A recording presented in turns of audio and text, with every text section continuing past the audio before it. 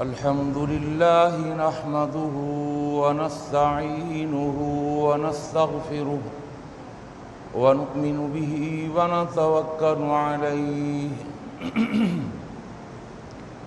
ونعوذ بالله من شرور أنفسنا ومن سيئات أعمالنا من يهده الله فلا مضل له ومن يضلله فلا هادي له ونشهد أن لا إله إلا الله وحده لا شريك له ونشهد أن محمدًا عبده ورسوله أما بعد فإن خير الحديث كتاب الله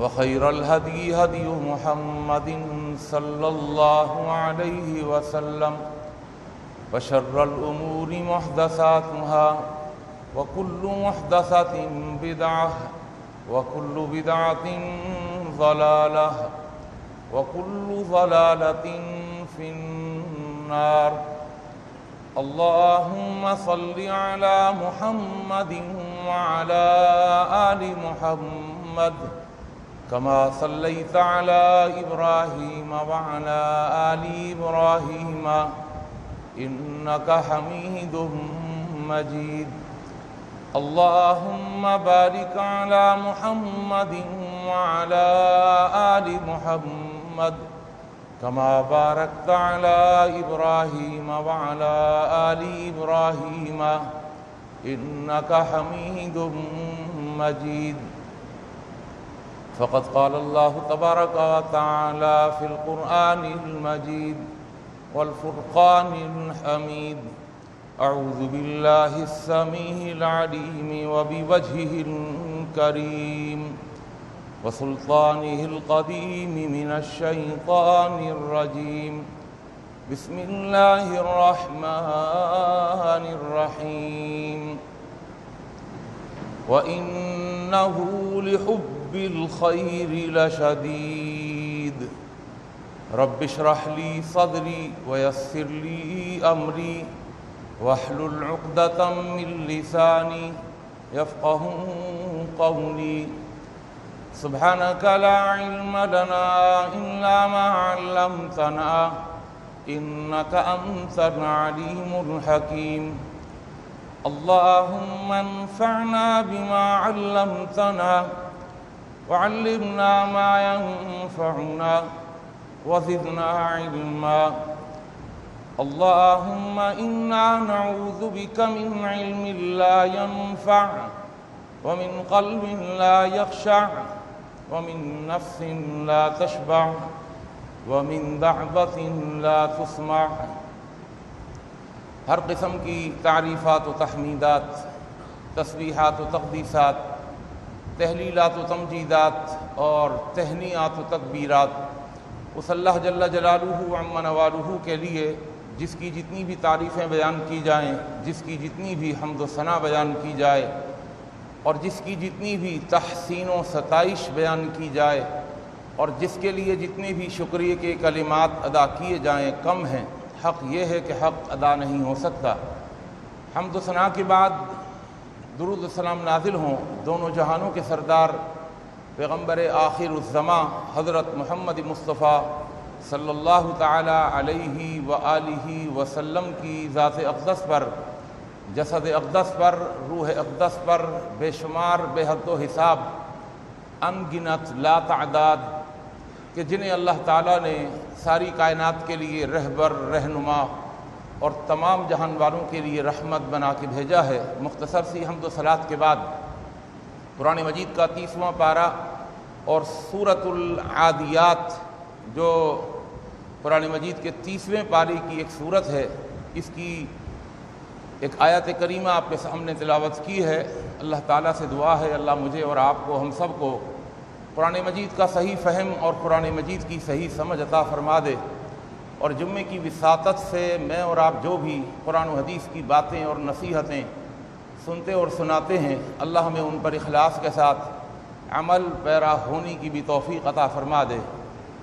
اگر آپ کو یاد ہو تقریباً 2-2.5 مہینے قبل آپ کے سامنے سورۃ العادیات کی میں نے تلاوت کی تھی، اور سورۃ العادیات کے بارے میں نے بتایا تھا کہ اللہ نے یہاں پر قسمیں کھائی ہیں، اور قسمیں کھانے کے بعد اللہ نے انسان کی ایک روحانی بیماری کا ذکر کیا ہے۔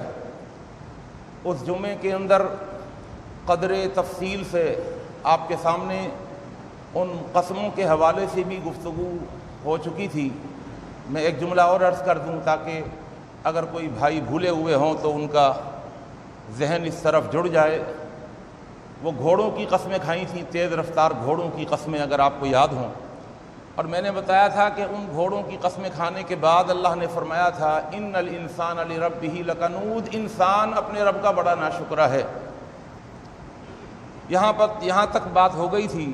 میں نے آپ کو ساتھ ساتھ یہ بھی بتایا تھا کہ اس چھوٹی سی صورت کے اندر اللہ نے اس روحانی بیماری کو ہی صرف ذکر نہیں کیا، بلکہ اس روحانی بیماری کے اسباب میں جو ایک بہت بڑا سبب تھا، جو ایک بہت بڑی وجہ تھی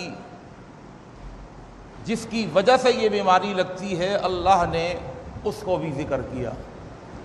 اور میں نے یہ بھی بتایا تھا کہ اللہ نے صرف بیماری کا ذکر نہیں کیا، بیماری کے سبب کا ذکر نہیں کیا، بلکہ اس بیماری کے علاج کا بھی ذکر کیا ہے۔ تو میں اور آپ آج کے جمعے کی اس نشست میں درمیان میں ہیں، یعنی آج کی نشست میں ہم یہ جانیں گے، سمجھیں گے کہ یہ بیماری کس سبب سے لگتی ہے، کس وجہ سے لگتی ہے۔ فرمایا ناشکری کی بیماری جو لگتی ہے وہ اس لیے لگتی ہے کہ وَإِنَّهُ لِحُبِّ الْخَيْرِ لَشَدِيدٌ، بے شک یہ انسان، بے شک لفظ انہ ہے، بے شک یعنی اس میں شک نہیں ہے، یقیناً بات یہ ہے کہ یہ انسان مال کی محبت میں بڑا ہی سخت واقع ہوا ہے۔ مال کی محبت، لحب الخیر، خیر مال کو بھی کہتے ہیں، یہ مال کی محبت کے اندر لشدید، صرف شدید نہیں کہا کہ مال کی محبت میں یہ بڑا شدید ہے، نہیں، لشدید، لام تاکید کا، اور پیچھے وَإِنَّهُ کے اندر اِنَّا تاکید کا۔ اِنَّا کا ترجمہ ہم پڑھتے ہیں بے شک، اس میں شک نہیں ہے۔ تو دو تاکیدوں کے ساتھ اللہ فرما رہا ہے، دو تاکیدیں تو اس طرح، تیسری تاکید لفظ شدید سے۔ اللہ نے یہ نہیں فرمایا کہ اس کی وجہ یہ ہے، ناشکرہ اس لیے ہے کہ مال سے محبت کرتا ہے، یہ نہیں کہا مال سے محبت کرتا ہے، نہیں، مال سے محبت تو ایک فطری عمل ہے، ہر انسان مال و دولت سے محبت کرتا ہے۔ فرمایا نہیں، اس کی مال کی محبت شدید درجے کی ہو گئی، شدت اختیار کر گئی، اور اس شدت کے اندر ڈبل تاکید، یعنی کتنی شدت اختیار کر گئی کہ مال کی محبت نے اس کو اندھا بنا دیا۔ اب اندھا تو دیکھتا نہیں ہے بھائی، بہت توجہ، میں اس کو اس بیماری سے جوڑ رہا ہوں اور ملا رہا ہوں کہ اس کا سبب، ناشکری کی بیماری کا سبب جو ہے وہ مال کی شدید محبت ہے۔ اس کو ذرا سمجھیے گا کہ یہ کیسے سبب ہے۔ جب مال کی محبت شدت اختیار کر جائے، جس طرح کہ ایک اور مقام پہ اللہ نے فرمایا، یہی آخری پارہ ہے سورہ فجر، فَأَمَّا الْإِنسَانُ إِذَا مَا ابْتَلَاهُ رَبُّهُ فَأَكْرَمَهُ وَنَعَّمَهُ فَيَقُولُ رَبِّي أَكْرَمَنِ وَأَمَّا إِذَا مَا ابْتَلَاهُ، جب اللہ اس کو آزماتا ہے انسان کو، فَقَدَرَ عَلَيْهِ رِزْقَهُ، اس کا رزق تنگ کر دیتا ہے، فَيَقُولُ، یہ اللہ سے شکایت کرتا ہے، کہتا ہے ربی اہانن، اللہ نے مجھے اہانن، اہانت سے ہے، اللہ نے ذلیل کر دیا مجھے، اللہ نے تو مجھے توہین میری کر دی، اللہ نے تو مجھے معاشرے میں ذلیل کر کے رکھ دیا، میرا رزق گھٹا دیا، رزق ہی نہیں بڑھ رہا۔ اللہ فرماتا ہے کلا، ہرگز نہیں، ہرگز نہیں۔ وما ظلمناہم ولکن ظلموا انفسہم، ہم نے ظلم نہیں کیا، تم نے خود اپنے اوپر ظلم کیا ہے۔ وما ربک لیس بظلام للعبید، اللہ بندوں پر ظلم نہیں کرتے، یہ تمہارا ہی کیا دھرا ہے۔ بل لا تکرمون الیتیم، بل، لفظ بل کے بات یہ ہے کہ تمہارے رزق کے گھٹنے کی وجہ یہ ہے، اصل بات یہ ہے، اصل سبب یہ ہے، لا تکرمون الیتیم، تم یتیم کا اکرام نہیں کرتے۔ اللہ اکبر، یتیم کا اکرام، اکرام جانتے ہیں کسے کہتے ہیں؟ عزت، یتیم کو عزت۔ ہمارے معاشرے کے اندر تو یتیموں کو دھتکارا جاتا ہے۔ اللہ فرماتا ہے فَأَمَّا الْيَتِيمَ فَلَا تَقْهَرْ، اس کو کبھی جھڑکنا نہیں، اس پر قہر نہیں کرنا، کبھی غصے نہیں ہونا۔ یتیماً ذا مقربہ او مسکیناً ذا متربہ، ایسا یتیم جو یتیم بھی ہے، ذا مقربہ، اور پلس وہ قرابت دار بھی ہے۔ تمہیں یہ قرابت داری بھی نظر نہیں آتی اور قرابت داری کے ساتھ ساتھ اس کی یتیمی بھی نظر نہیں آتی۔ ولا، اللہ فرماتے ہیں کلا بل لا تکرمون الیتیم، یہ تو ہم ایک تھیلا دے کر آٹے کا، ایک راشن دے کر جو ہم تصویر کھنچوانے کھڑے ہو جاتے ہیں، جو ہم اس کے اوپر احسان کرنے لگتے ہیں، وہ بھی کسی کا دیا ہوا راشن، کسی کا دیا ہوا مال اپنے ہاتھ سے دیتے ہوئے ہم جو اکڑنے لگتے ہیں، جو ہم تصویریں بنانے لگتے ہیں، جو ہم اپنے آپ کو منظر عام پر لانے لگتے ہیں کہ ہمارے ہاتھ سے راشن دیا جا رہا ہے، ہمارے ہاتھ سے دیا جا رہا ہے، اور اس یتیم کی عزت کا جنازہ نکال رہے ہوتے ہیں۔ اللہ یتیم کو راشن دینے کی بات نہیں کرتا۔ لا تکرمون الیتیم، اکرام نہیں کرتے۔ اکرام کیا ہوتا ہے؟ آپ بیٹھے ہوئے ہوں، آپ کا کوئی بڑا آ جائے، کوئی باس آ جائے، آپ اکراماً اس کے لیے کھڑے ہو جاتے ہیں، ادب کرتے ہیں، احترام کرتے ہیں، اسے بٹھاتے ہیں، اس کے بیٹھنے سے پہلے خود نہیں، اس کو بولتے ہیں اکرام، اس کو بولتے ہیں عزت۔ تو یتیم کی تو بات اللہ راشن کی نہیں کرتا، اس کو دینے لینے کی نہیں کرتا۔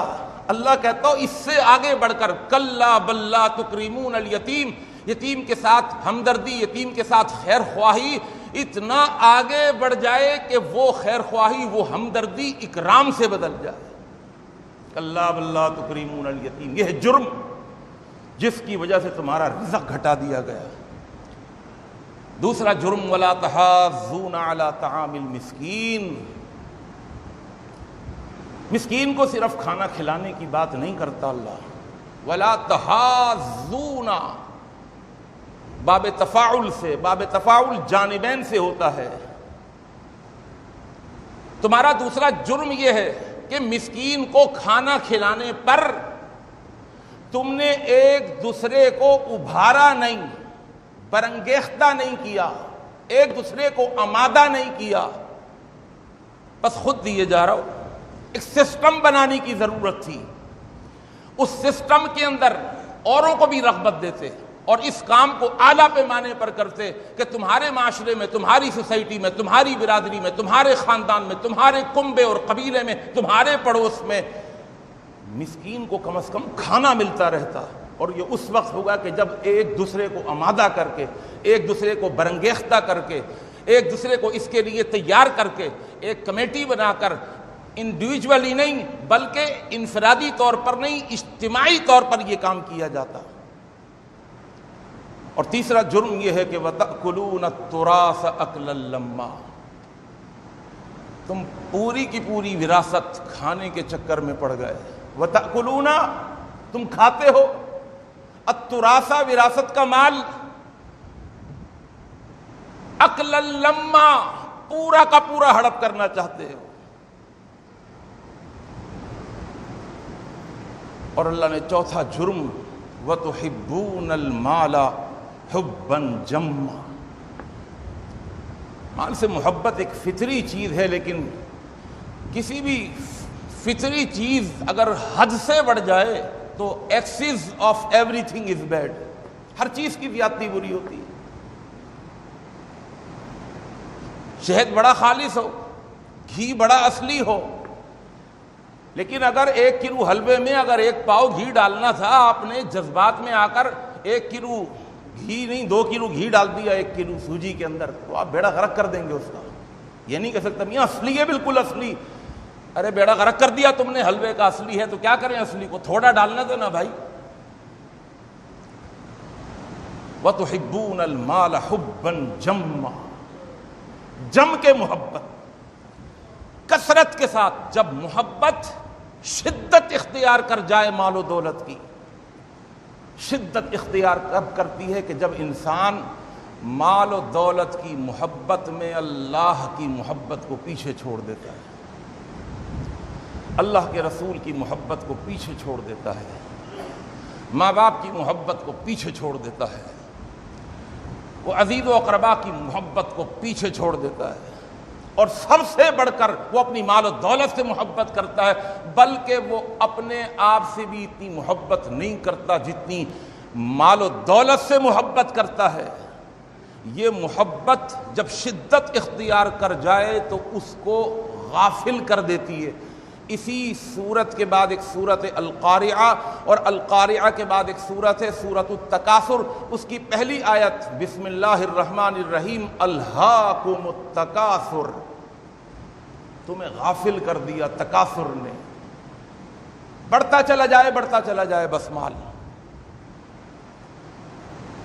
تو یہ محبت جب بہت زیادہ شدت اختیار کر جائے تو انسان کے اندر بہت ساری برائیاں جنم لیتی ہیں اور پیدا ہوتی ہیں، اور نتیجتاً بہت ساری برائیاں اللہ نے قرآن میں ذکر کیا ہے، سورۃ الہمزہ بسم اللہ الرحمن الرحیم، وَيْلٌ لِكُلِّ ہُمَزَةٍ لُمَزَةٍ۔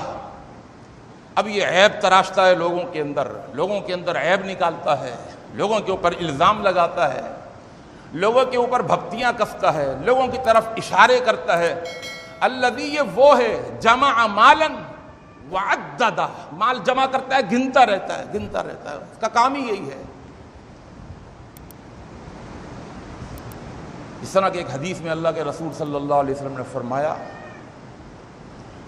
تعیس عبد الدینار والدرہم والقمیصۃ والخمیصۃ ان اعطی رضی وَإِن لَّمْ يُعْطَ لَمْ يَرْضَ۔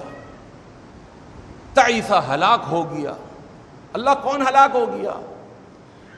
عبد الدینار، دینار کا بندہ، درہم کا بندہ، یعنی وہ اللہ کا بندہ نہیں رہا،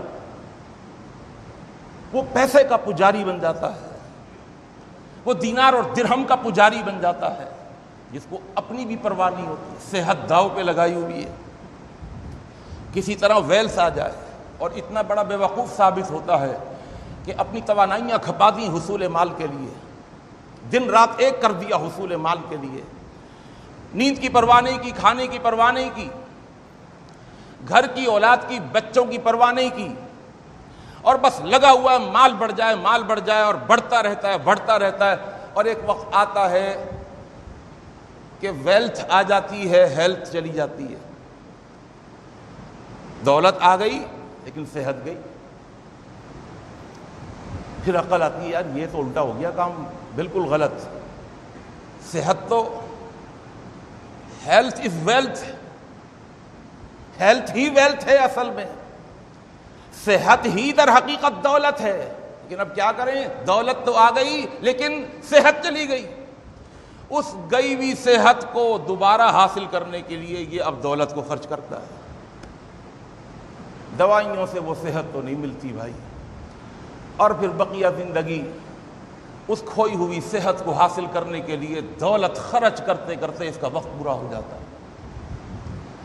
تو کبھی دینار اور درہم کے غلام نہ بنے، فرمایا تعیسہ، ہلاک ہو گیا، تباہ ہو گیا، برباد ہو گیا وہ شخص جو پیسے کا پجاری، درہم کا پجاری، دینار کا پجاری، جس کی زندگی کا مقصد ہی بس پیسہ جوڑنا اور پیسہ کمانا۔ اللہ کے رسول صلی اللہ علیہ وسلم کی حدیث بخاری شریف کی، فرمایا ایسا زمانہ آ جائے گا، ایسا زمانہ لا یبال المرء ما اخذ امن الحلال ام من الحرام، آدمی کو پرواہ نہیں ہوگی کہ مال کیسے آ رہا ہے، کہاں سے آ رہا ہے، حلال طریقے سے آ رہا ہے آنے دو، حرام طریقے سے آ رہا ہے آنے دو، بس آنا چاہیے بس۔ میرے دوستو، میرے بزرگوں،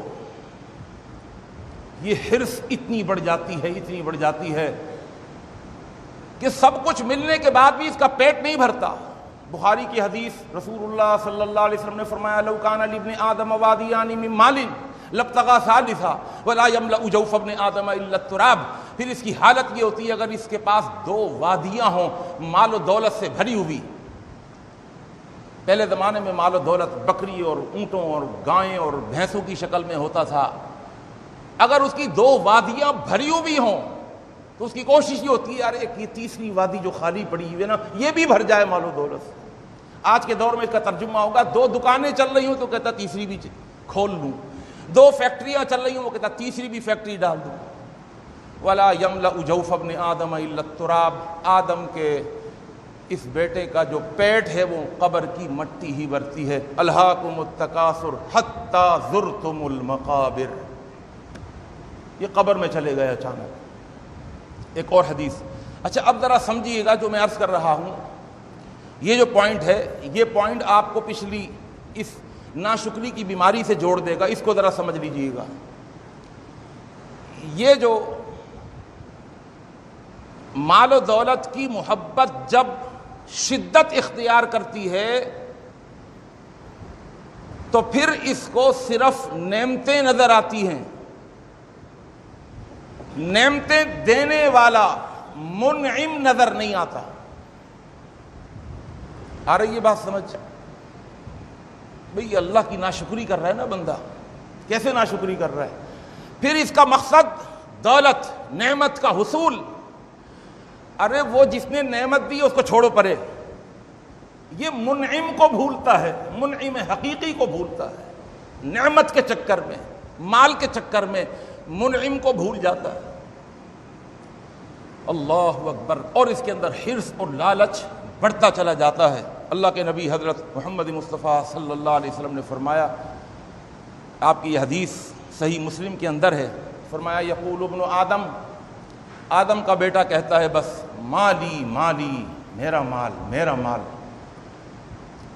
اب اللہ کے نبی کا انداز، حل لک یبن آدم الا ما اکلت فافنیت والبست فابلیت وتصدقت فامضیت وما سوا ذلک فذاہب وتارک للناس۔ آدم کا بیٹا کہتا میرا مال میرا مال، تیرا مال وہ ہے جو تو نے کھا لیا اور کھانے کے بعد اس کو ختم کر دیا، پلیٹ بھری ہوئی تھی اب خالی ختم، یہ ہے تیرا مال جو کھا لیا۔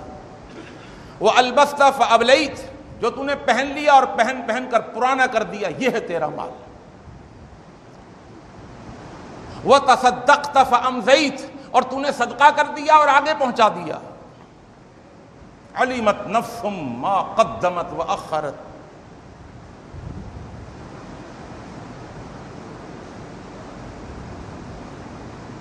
وما سوا ذالک، اور اس کے علاوہ جو مال ہے، جو اکاؤنٹ میں پڑا ہوا ہے، جو تجوریوں میں رکھا ہوا ہے، جو کبڑ میں چھپا ہوا ہے، وما سوا ذالک فذاہب وتارک للناس، یہ جانے والا ہے، وتارک للناس، یہ لوگوں کے لیے تو چھوڑ کر کے چلا جائے گا۔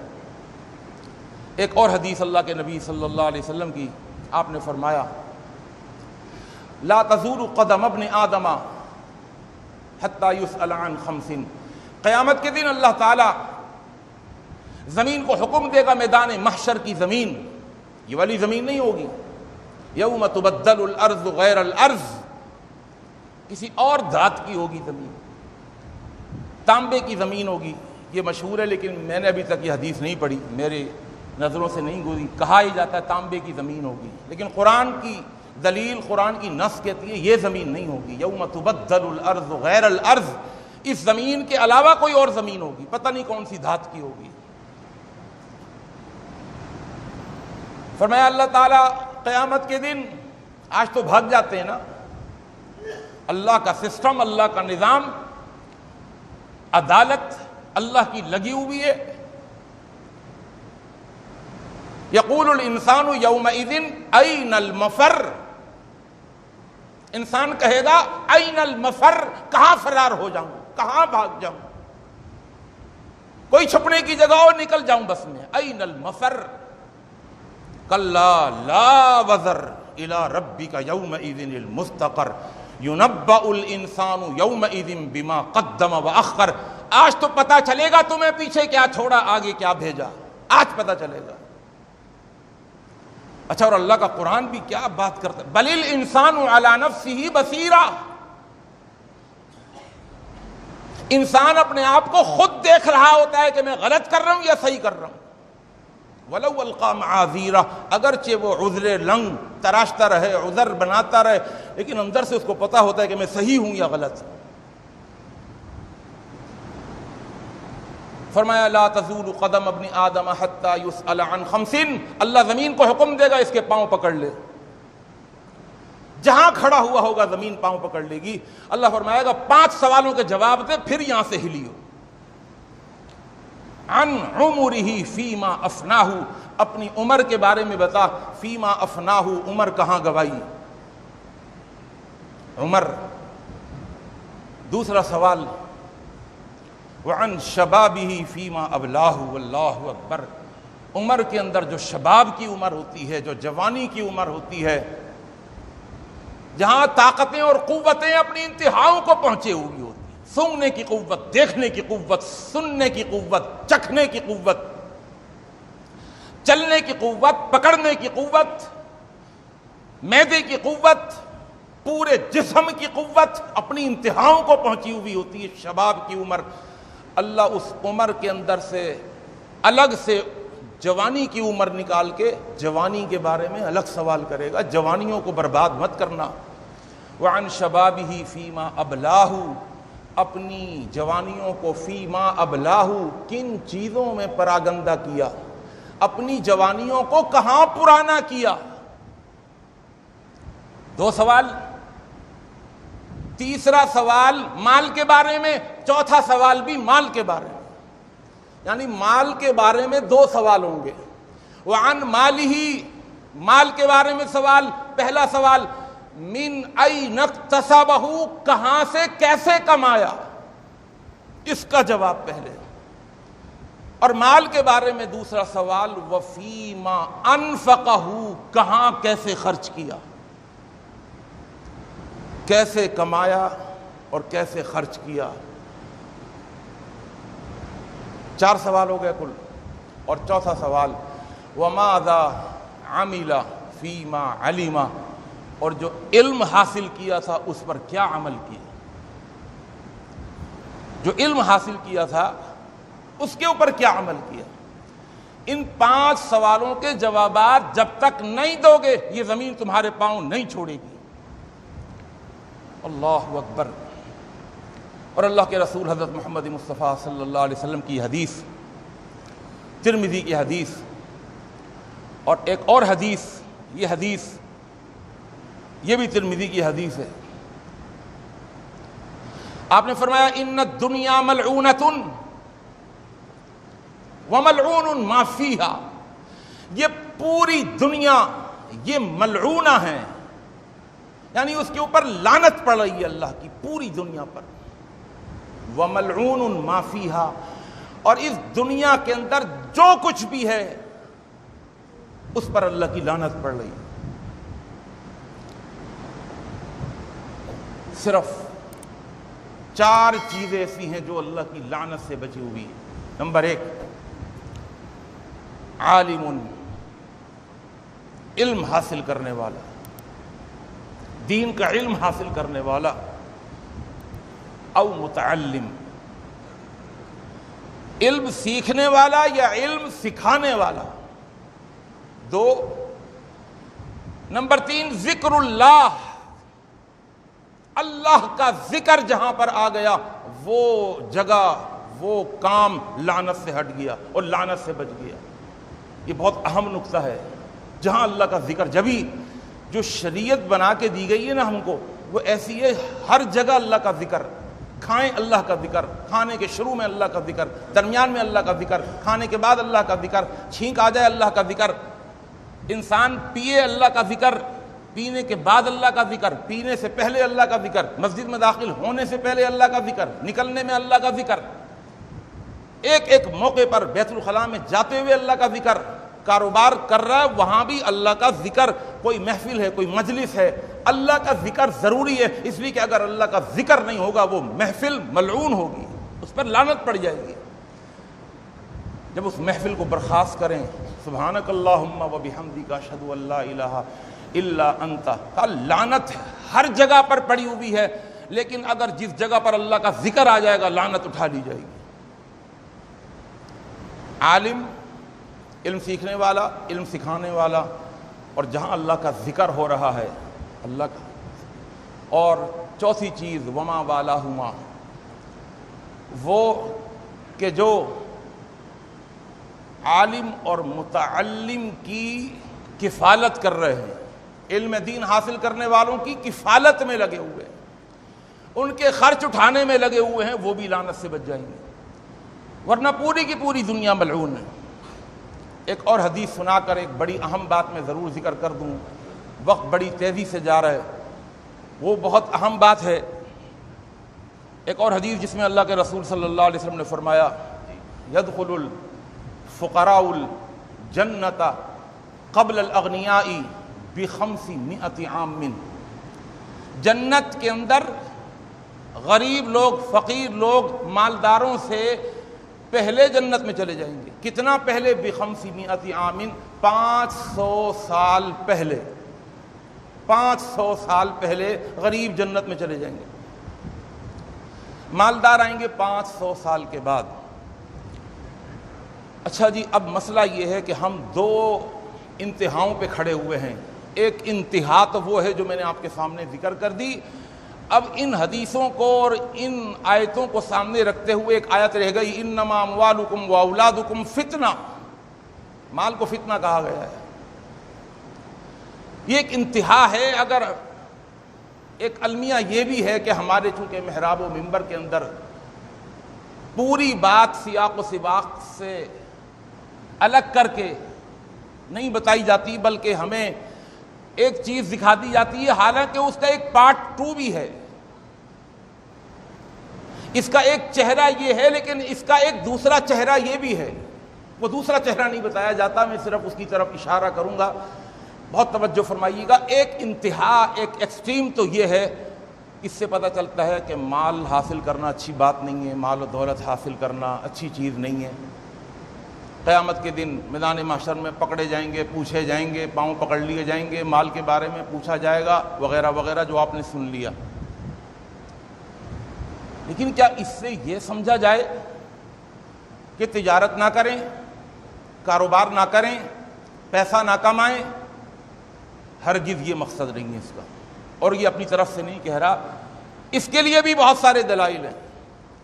مال و دولت کو اللہ کا فضل بھی کہا گیا ہے، قرآن مجید کی آیت فَإِذَا قُضِيَتِ الصَّلَاةُ فَانتَشِرُوا فِي الْأَرْضِ، جب نماز جمعہ ختم ہو جائے فَانتَشِرُوا فِي الْأَرْضِ، اور جب نماز جمعہ سے فارغ ہو تو زمین پر منتشر ہو جاؤ، وَابْتَغُوا مِن فَضْلِ اللَّهِ، اور اللہ کے فضل کو تلاش کرو۔ پتہ چلا جمعے کی نماز کے بعد فوراً کاروبار کرنا، قرآن اس کا حکم دے رہا ہے۔ جمعے کو تو لاک ڈاؤن ہونا ہی نہیں چاہیے، اس لیے کہ اللہ کا قرآن کہتا ہے جیسی نماز سے فارغ ہو فانتشروا، بس فوراً منتشر ہو جاؤ، وابتغوا من فضل اللہ، اور اللہ کا فضل تلاش کرو۔ مفسرین لکھتے ہیں کہ جمعے کے بعد جو کاروبار ہوتا ہے وہ عدل کے ساتھ نہیں ہوتا بلکہ اللہ کے فضل کے ساتھ ہوتا ہے، اس میں برکت زیادہ ہوتی ہے۔ قرآن بھرا ہوا ہے والذی جعل لکم الارض ذلولا فامشوا فی مناکبہا وکلوا من رزقہ، رزق کے راستوں میں نکلو، وجعلنا النہار معاشا، ہم نے دن اس لیے بنایا ہے کہ حصول معاش کے لیے خوب محنت کرو۔ اور اگر ہم دیکھیں تو اللہ کے رسول صلی اللہ علیہ وسلم کی احادیث، بلکہ اگر ہم غور کریں تو مال و دولت کے اندر ایک چیز آتی ہے جس کو ہم مالی عبادت کا نام دیتے ہیں، وہ زکوٰۃ ہے۔ بھائی زکوٰۃ مالی عبادت ہے نا، زکوٰۃ کس میں سے دی جاتی ہے؟ مال میں سے دی جاتی ہے نا۔ مال زیادہ ہوگا تو زکوٰۃ دے گا نا۔ تو مال کا حصول اصلاً اس سے منع نہیں کیا گیا۔ منع جو کیا گیا ہے کہ انسان مال و دولت کے حصول کے اندر اتنی شدت اختیار کر لے، اتنا شدید ہو جائے کہ اللہ کو بھلا دے، نبی کو بھلا دے، اور مال و دولت کی حوث اس کو اندھا کر دے، اسے نہ اللہ نظر آئے، نہ اذان نظر آئے، نہ نماز کا وقت نظر آئے، اس کو کوئی چیز نظر نہ آئے۔ نہیں، اس سے منع کیا گیا۔ ایسا مال و دولت جو انسان کو اللہ سے غافل کر دے، اس سے منع کیا گیا ہے۔ ورنہ اللہ کے رسول صلی اللہ علیہ وسلم کو دیکھیں، نبوت کے ملنے سے قبل اللہ کے رسول صلی اللہ علیہ وسلم تاجر تھے اور تجارت کیا کرتے تھے۔ 12 سال تک آپ نے تجارت کی ملک یمن کے اندر، حبشہ کے اندر، ان کی منڈیوں میں آپ کا مال تجارت جا کر بکا کرتا تھا۔ خود بنفس نفیس ملک شام کا آپ نے 2 مرتبہ سفر کیا، اور پارٹنر کی حیثیت سے، بزنس پارٹنر تھے حضرت خدیجہ کے رضی اللہ تعالی۔ ابھی شادی نہیں ہوئی تھی، خدیجہ بہت متمول گھرانے سے تھیں۔ ان کا غلام میسرہ جاتا تھا مال تجارت لے کر۔ انہوں نے دیکھا کہ عرب کا ایک شہزادہ ہے محمد صلی اللہ علیہ وسلم، ابھی نبوت نہیں ملی تھی، اپنا بزنس پارٹنر بنایا، اور اللہ کے رسول خدیجہ کا مال لے کر آپ نے سفر کیا، تجارت کا سفر، اور آپ نے 12 سال تک امپورٹ اور ایکسپورٹ کا کام کیا۔ آپ بہت بڑے امپورٹر بھی تھے اور ایکسپورٹر بھی تھے نبوت کے ملنے سے قبل۔ کاروبار کیا اللہ کے رسول صلی اللہ علیہ وسلم نے۔ پھر یہ جو بزنس پارٹنر تھے، یہ لائف پارٹنر بھی بن گئے۔ خدیجہ سے پھر شادی بھی ہو گئی۔ حضرت ابو بکر صدیق رضی اللہ تعالیٰ عنہ کو آپ کیا سمجھتے ہیں؟ یہ تو آج کل کے ہم ملا مولوی ڈپینڈڈ ہیں، بس مسجد میں اور مدرسے میں لگے ہوئے ہیں، بس جو ملے گا یہیں کھانا ہے، یہیں پینا ہے، یہیں سارا وقت گزارنا ہے، بس تجارت کہاں نہیں ہے تو آپ لوگوں کا کام ہے۔ دما دم نہ دھوکہ نہ غم، کمائیں گے احمق کھائیں گے ہم۔ ہمارے سسر صاحب بیٹھے ہوئے، انہی سے یہ سنا تھا۔ نہیں میرے بھائی، ایک مولوی کو بھی کاروبار کرنا چاہیے، بزنس کرنا چاہیے، تجارت کرنی چاہیے۔ حضرت ابو بکر صدیق رضی اللہ تعالیٰ عنہ کپڑوں کے بہت بڑے تاجر تھے، اور آپ فرمایا کرتے تھے قد علم قومی، میری قوم، میری برادری، میرا خاندان جانتا ہے، قد علم قومی ان حرفتی لم تکن تعجز عن مؤونت اہلی۔ میری قوم سے پوچھو، برادری سے پوچھو کہ میری کاریگری، میری صنعت، میری تجارت میرے گھر والوں کی کفالت کرنے سے عاجز نہیں ہے۔ یعنی میرے پاس مال تجارت، کپڑوں کا کاروبار، اس سے آنے والا پیسہ بہت اچھی کفالت کرتا ہے میرے گھر والوں کی۔ حضرت عمر بن خطاب رضی اللہ تعالیٰ عنہ تاجر تھے، اور بخاری کی حدیث سناؤں، حضرت عمر بن خطاب کے الفاظ سناؤں۔ حضرت عمر بن خطاب رضی اللہ تعالیٰ عنہ فرمایا کرتے تھے اخفى علی من امر رسول اللہ صلی اللہ علیہ وسلم، مجھ پر بہت ساری حدیثیں مخفی رہ گئیں، بہت سارے مسئلے مجھ سے رہ گئے، اور وہ مسئلے میں نہیں جانتا۔ کون کہہ رہے ہیں؟ امیر المؤمنین، خلیفۃ المسلمین عمر بن خطاب رضی اللہ تعالیٰ عنہ۔ اور یہی وجہ ہے، اگر آپ جانتے ہوں اور آپ کا مطالعہ ہو، حضرت عمر بن خطاب رضی اللہ تعالیٰ عنہ سے بہت ساری حدیثیں مروی نہیں ہیں، چند حدیثیں مروی ہیں۔ خود فرماتے ہیں الہانی، مجھے اخفا علیہ، بہت ساری چیزیں مجھ پر مخفی رہ گئیں، میں نہیں جان سکا، بہت سارے دین کے مسئلوں کو میں نہیں سمجھ سکا، اخفا علیہ من امر رسول اللہ صلی اللہ علیہ وسلم۔ ارے بھائی کیسے مخفی رہ گئیں؟ سنیے، الصفق بالاسواق، اس لیے کہ میں کاروبار کے اندر منڈیوں میں اور تجارت کی منڈیوں میں مشغول رہا کرتا تھا۔ دور نبوت کے اندر اللہ کے نبی صلی اللہ علیہ وسلم کے زمانے کے اندر حضرت عمر فرماتے ہیں بہت ساری حدیثیں اس لیے مجھ سے تم نہیں پاتے اور تمہیں نہیں ملتی کہ میں کاروبار میں مشغول رہا کرتا تھا، جب کاروبار سے فارغ ہو کر آتا اللہ کے رسول کے پاس تو حدیثیں یاد کرتا۔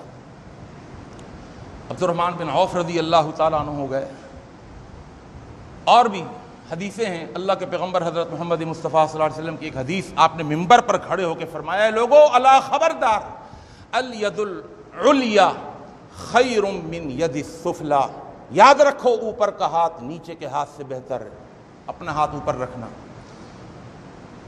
اس کے علاوہ ایک اور حدیث بخاری کی، اللہ کے رسول صلی اللہ علیہ وسلم نے فرمایا لا حسد الا فی اثنین، حسد کرنا جائز نہیں ہے الا فی اثنین، مگر دو آدمیوں سے حسد کرو۔ لیکن حسد یہاں اپنے معنی میں نہیں ہے، حسد کہتے ہیں انسان کا ذہن یہ ہو کہ سامنے والے کے پاس جو نعمت ہے اس سے چھن جائے اور مجھے مل جائے، یہ حسد ہے، یہ جائز نہیں ہے۔ لیکن یہ غبطہ جائز ہے۔ ہماری اردو زبان میں غبطہ کا ترجمہ ہے رشک کرنا۔ رشک یہ ہوتا ہے یار جو نعمت اس کے پاس ہے نا مجھے بھی مل جائے، اس کے پاس بھی رہے، اللہ مجھے بھی دے دے، یہ ہے رشک۔ یہاں حسد رشک کے معنی میں فرمایا دو آدمیوں سے تو رشک کیا کرو، رشک، حسد رشک کے معنی میں۔ کون سے دو آدمی؟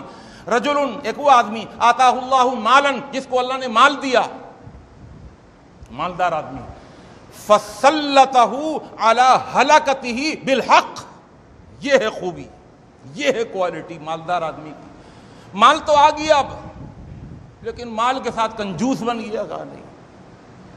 ایسے آدمی سے رش کرو جس کو اللہ نے مال دیا ہو، فسلطہ، اور اس مالدار کو اپنے مال کے اوپر مسلط کر دیا ہو، کس کاموں پر؟ علی ہلاکتہ بالحق، حق کے کاموں کے اندر وہ اپنے مال کو خوب خرچ کرتا ہے۔ اس کا مال اس کے اوپر تسلط اختیار نہیں کر رہا، بلکہ اس کا تسلط ہے، اس کا اختیار ہے اپنے مال پر۔ اس نے اپنے مال کو اپنا گھوڑا بنا کر اس کے اوپر سوار ہو گیا، دوڑاتا ہے اپنے گھوڑے کو، خرچ کرتا ہے اپنے مال کو مسجدوں میں، مدرسوں میں، غریبوں میں، بیواؤں میں، یتیموں میں، مسکینوں میں، اپنے مال کو فسلطہ علی ہلاکتہ، ہلاک کرتا ہے، خرچ کرتا ہے بالحق، حق کے کاموں کے اندر۔ ایسے مالدار آدمی سے رشک کرو۔ تو اگر مالداری جائز ہی نہیں ہوتی تو پھر کہاں کا رشک؟ دوسری چیز، دوسرا وہ آدمی جس سے رشک کرو، ورجل آتاہ اللہ علما، وہ آدمی جس کو اللہ نے علم دیا ہو۔ ایک حدیث میں آتا ہے آتاہ اللہ الحکمت، جس کو اللہ نے حکمت کے ساتھ علم دیا ہو، اور وہ کیا کرتا ہے اپنے علم کے ساتھ؟ وہ علم سیکھتا بھی ہے، اور فیعمل، وہ عمل بھی کرتا ہے اس علم پر، ویعلم، اور وہ علم آگے سکھاتا بھی ہے۔ وہ علم بیکار ہے جس کے اوپر عمل نہ ہو، اور وہ علم بیکار ہے، وہ خوشبو بیکار ہے جو بند ڈھکنے کے اندر شیشی میں ہو، وہ جب تک اس کا ڈھکنا کھولا نہ جائے، جو ماحول کو معطر نہ کر دے، وہ خوشبو شیشی کے اندر بیکار ہے۔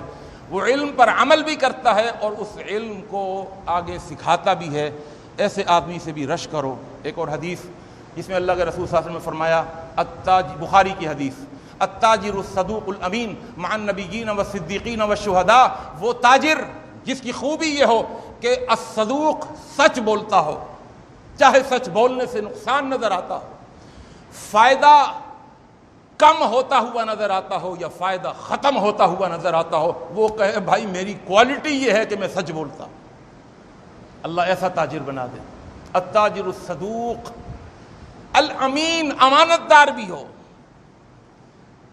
کل قیامت کا دن ہوگا، مع النبیین، اللہ اس کو فرمائے گا تاجر کو اٹھاؤ، اس کو نبیوں کی صفوں میں کھڑا کر دو، والصدیقین، اس کو صدیقین کی صفوں میں کھڑا کر دو۔ والشہداء، اس کو عام لوگوں سے اٹھا کر شہداء کی صف میں کھڑا کر دو۔ اور ایک اور حدیث، یہ بہقی کی حدیث ہے، اللہ کے رسول صلی اللہ علیہ وسلم نے فرمایا من طلب الدنیا حلالا، جو دنیا کو حاصل کرتا ہے حلال طریقے سے، وتعففا عن المسألہ، نیت یہ ہے کہ میں لوگوں کے سے مانگوں نہیں، میں اپنے خرچ خود اٹھاؤں، وسعیا علی عیالہ، اور اس کی کوشش یہ ہے دنیا کمانے کی، نیت یہ ہے کہ میرے اہل و عیال پر خوب وسعت ہو، فراوانی ہو، اور اس کی نیت یہ ہے کہ وتعطفا علی جارہ، میں اپنے پڑوس کو بھی دوں، میرا پڑوسی بھی محروم نہ رہے۔ لقی اللہ یوم القیامت ووجہہ کالقمر لیلۃ البدر، آپ نے فرمایا ایسا کمانے والا مال و دولت کا کل قیامت کے دن جب اللہ سے ملاقات کرے گا تو اللہ ملاقات سے پہلے اس کے چہرے کو 14ویں رات کے چاند کی طرح بنا دے۔ تو بھائی مال و دولت، مالی عبادت، زکوٰۃ مال و دولت سے ہی تو ہے۔ تو ایک ایکسٹریم پر کھڑے ہو جانا کہ نہیں فقر و فاقہ ہی اچھا ہے، نہیں، مال و دولت بھی اچھا ہے۔ صحابہ نے مال و دولت کمایا، اور مال و دولت اگر ہوگا تو زکوٰۃ ہوگی، زکوٰۃ اگر ہوگی تو غریبوں کو ملے گا، وہ صدقہ و خیرات کریں گے، مال و دولت سے کریں گے۔ نماز فرض ہے، زکوٰۃ فرض ہے، زکوٰۃ کی فرضیت کی وجہ سے، صدقہ و خیرات کی وجہ سے مسجدیں آباد ہوں گی، مسجدیں بنیں گی، کنویں کھدیں گے، مدرسے بنیں گے، غریبوں کو، یتیموں کو، مسکینوں کو کھانا ملے گا۔ تو لہذا مال و دولت کے حصول میں خوب محنت کرنی چاہیے، خوب آگے بڑھنا چاہیے، لیکن حلال طریقے سے، حرام طریقے سے نہیں۔ اللہ سے دعا ہے اللہ مجھے اور آپ کو، ہم سب کو عمل کرنے کی توفیق عطا فرما دے۔ بس ایک آخری حدیث بھی بڑی تیزی کے ساتھ میں آپ کو سنا دوں، اس کے بعد بات ختم۔ اللہ کے رسول صلی اللہ علیہ وسلم کی یہ حدیث بھی بخاری اور مسلم کے اندر ہے، اس سے بھی پتہ چلتا ہے کہ مال و دولت کا حصول بہت ضروری ہے۔ حدیث میں آتا ہے ان فقراء المہاجرین اتوا رسول اللہ صلی اللہ علیہ وسلم، اللہ کے رسول صلی اللہ علیہ وسلم کے پاس مہاجرین فقراء آ گئے، اور آنے کے بعد وہ کہنے لگے ذهب اہل الدثور بالدرجات العلی والنعیم المقیم، اے اللہ کے رسول مالدار تو ہم سے بہت آگے بڑھ گئے، درجات العلا، بڑے بڑے درجے حاصل کر لیے دین کے اندر، والنعیم المقیم، اور اللہ کے رسول جنت کے اندر وہ اپنی دائمی جنتوں کو اور جنت کے باغات کو اپنے لیے بک کرا گئے۔ آپ نے فرمایا وما ذاکا، ارے بھائی وہ کیسے؟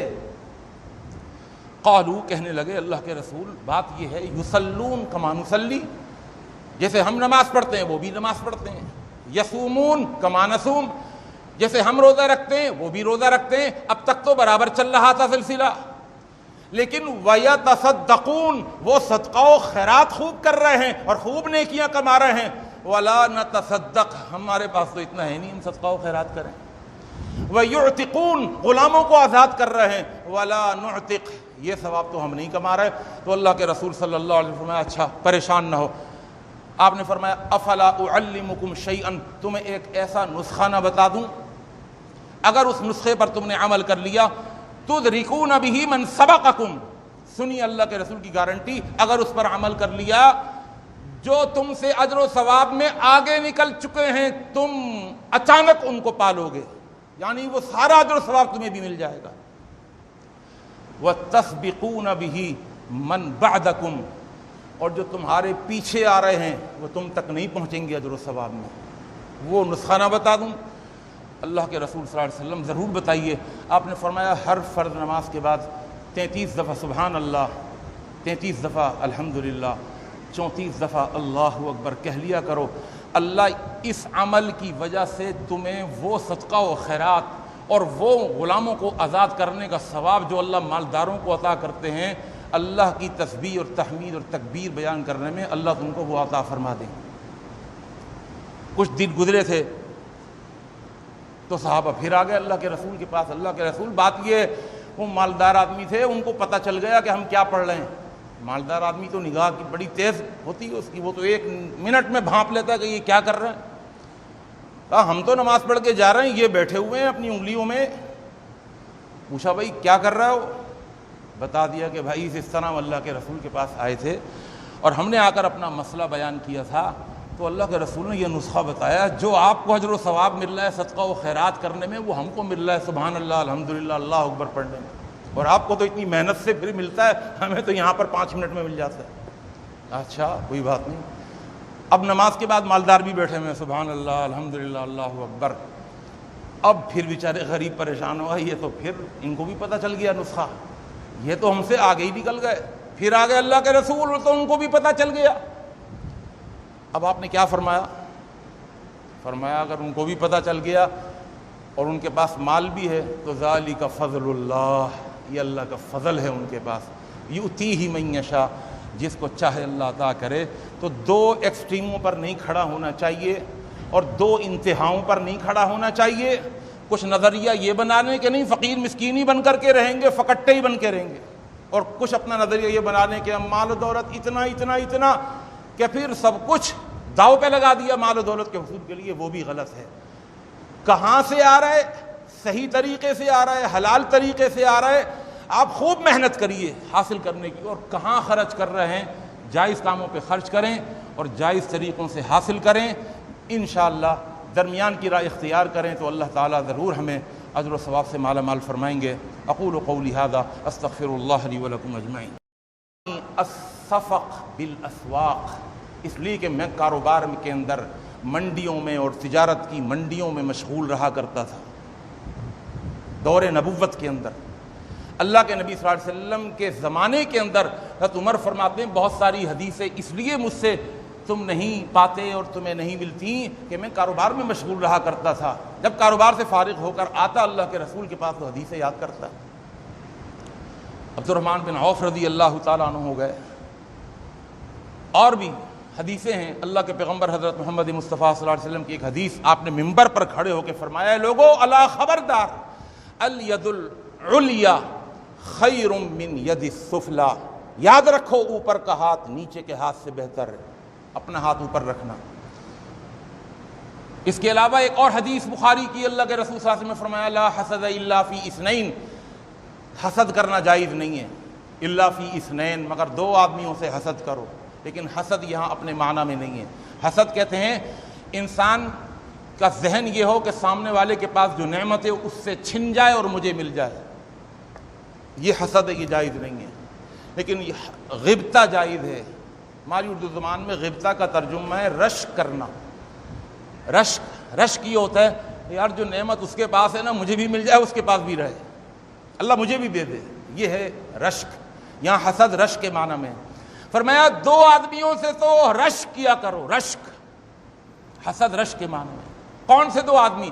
رجل، ایک وہ آدمی آتاہ اللہ مالن، جس کو اللہ نے مال دیا، مالدار آدمی، فسلطہ علی ہلاکتہ بالحق، یہ ہے خوبی، یہ ہے کوالٹی مالدار آدمی کی۔ مال تو آ گیا اب، لیکن مال کے ساتھ کنجوس بن گیا، کہا نہیں۔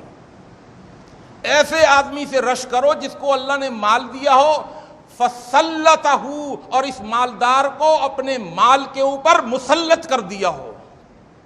کس کاموں پر؟ علی ہلاکتہ بالحق، حق کے کاموں کے اندر وہ اپنے مال کو خوب خرچ کرتا ہے۔ اس کا مال اس کے اوپر تسلط اختیار نہیں کر رہا، بلکہ اس کا تسلط ہے، اس کا اختیار ہے اپنے مال پر۔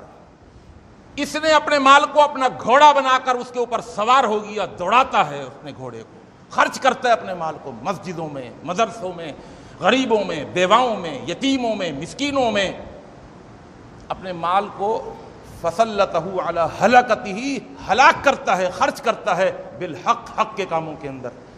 ایسے مالدار آدمی سے رشک کرو۔ تو اگر مالداری جائز ہی نہیں ہوتی تو پھر کہاں کا رشک؟ دوسری چیز، دوسرا وہ آدمی جس سے رشک کرو، ورجل آتاہ اللہ علما، وہ آدمی جس کو اللہ نے علم دیا ہو۔ ایک حدیث میں آتا ہے آتاہ اللہ الحکمت، جس کو اللہ نے حکمت کے ساتھ علم دیا ہو۔ اور وہ کیا کرتا ہے اپنے علم کے ساتھ؟